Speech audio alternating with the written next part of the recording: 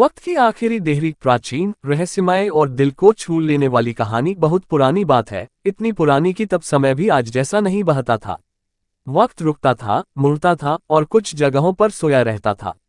ऐसी ही एक जगह थी अरण्यक वन। इस जंगल के बारे में कहा जाता था कि जो यहाँ अपने सवाल लेकर आता है वो जवाब लेकर लौटता है, और जो लालच लेकर आता है वो यहीं खो जाता है। जड़ी बूटी मुख्य पात्र आरव। आरव कोई राजा नहीं था, ना ही कोई योद्धा। वो था एक साधारण लकड़हारा, लेकिन उसकी आंखों में एक ऐसी बेचैनी थी जो साधारण लोगों में नहीं होती। उसके पिता ने मरते समय उससे बस एक बात कही थी, अगर कभी जिंदगी तुझसे बहुत बड़ा इम्तिहान ले तो अरण्यक वन जाना। वहां वक्त खुद तुझे परखेगा। आरव को तब समझ नहीं आया, पर आज सब कुछ टूट चुका था। गांव में सूखा था, लोग भूखे थे, और राजा ने कर दोगुना कर दिया था। अमावस्या जंगल में प्रवेश। जिस दिन आरव जंगल में घुसा, हवा अचानक खामोश हो गई। पत्ते हिले नहीं, पक्षी बोले नहीं, और तभी उसने देखा पत्थर की एक देहरी। उस पर लिखा था, यहां से वही जाएगा जो अपना डर छोड़ सके। आरव के हाथ कांपे, लेकिन उसने कदम बढ़ाया। वक्त का रखवाला देहरी पार करते ही उसके सामने प्रकट हुआ एक बूढ़ा व्यक्ति। आंखें जैसे सदियों पुरानी, आवाज जैसे गुफा से आती हो। मैं हूं कालरक्षक, तू जो चाहे मांग सकता है, लेकिन कीमत चुकानी होगी। आरव ने पूछा, कीमत क्या? कालरक्षक मुस्कुराया, जो सबसे प्यारा है वही। फायर 3 द्वार। आरव के सामने 3 द्वार खुले। अतीत का द्वार जहां खोई हुई चीजें वापस मिलती थी, वर्तमान का द्वार जहां अपार शक्ति थी, भविष्य का द्वार जहां किस्मत लिखी जाती थी। कालरक्षक बोला, एक चुन, बाकी हमेशा के लिए बंद हो जाएंगे। आरव की आंखों में गांव के बच्चे घूम गए, भूखी माएं, थके हुए बुजुर्ग। उसने भविष्य का द्वार चुना। सच्चाई का झटका। भविष्य के द्वार में उसने देखा, वो खुद राजा बना हुआ, पर लोग डर में जी रहे थे, उसके नाम से कांपते थे। कालरक्षक बोला, तू गांव बचाएगा, लेकिन इंसान नहीं रहेगा। आरव घुटनों पर बैठ गया। उसकी आवाज फूट पड़ी, तो सही रास्ता कौन सा है? सूर्यास्त सबसे कठिन चुनाव। कालरक्षक ने कहा, जो कोई नहीं चुनता वही सबसे कठिन है।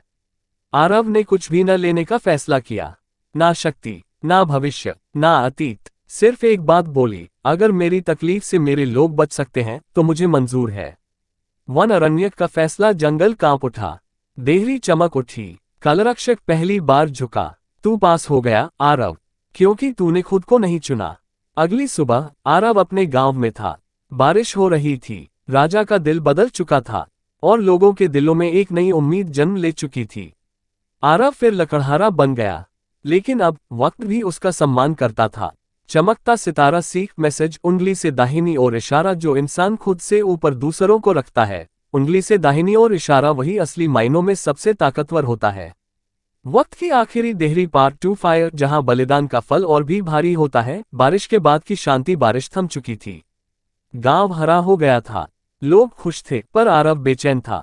रात को जब सब सोते उसे सपने आते, कालरक्षक की आंखें और वही देहरी। एक रात सपने में आवाज गूंजी, आरव, चुनाव कभी खत्म नहीं होता। आरव की नींद टूट गई। उसके हाथ पर एक अजीब निशान उभर आया था, घड़ी जैसा, पर बिना सुइयों के। निशान का रहस्य। गांव की सबसे बूढ़ी स्त्री दाई अमरा ने निशान देखा और कांप गई। ये शुभ नहीं है, उसने कहा, ये वक्त चिन्ह है। इसका मतलब है अरण्यक वन ने तुझे छोड़ा नहीं है। आरव चुप रहा। दाई अमरा ने धीमे से कहा, अब वक्त तुझसे अपना कर्ज मांगेगा। अमावस्या। अंधेरे का आगमन। कुछ ही दिनों में अजीब घटनाएं शुरू हो गईं। कुएं का पानी काला होने लगा, बच्चे बिना वजह रोने लगे, सूरज देर से उगने लगा, और सबसे डरावना, गांव की सीमा पर हर रात एक परछाई खड़ी दिखती थी। लोग उसे कहते थे, अनकहा वक्त। अनकहा वक्त कौन है? एक रात आरव अकेला बाहर गया। परछाई बोली, बिना मुंह खोले, मैं वो हूं जो तू बनने से बच गया। आरव के शरीर में सिहरन दौड़ गई। परछाई आगे बोली, अगर तूने शक्ति चुनी होती तो मैं तुझसे पैदा होता।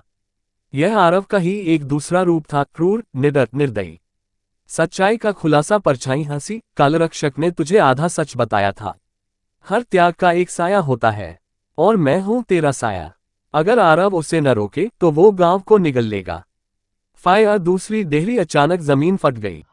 हेलो दोस्तों, अगर आप सभी को वीडियो पसंद आए तो हमारे वीडियो को लाइक करें और चैनल को सब्सक्राइब करें। तब तक के लिए मिलते हैं अगले वीडियो में। तब तक के लिए goodbye, bye bye, Tata.